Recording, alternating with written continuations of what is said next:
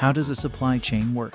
It's like a road trip, but better. Supply chains are like road trips for your products, with pit stops at sourcing, manufacturing, warehousing, and transportation to finally reach you, the consumer. Each stage is a meticulously coordinated effort by a network of suppliers, manufacturers, distributors, and retailers. The journey may encounter bumps like natural disasters or political instability, but the supply chain navigates these to ensure your goods arrive. So, as you sip your coffee or scroll on Instagram, remember the complex supply chain that made it happen.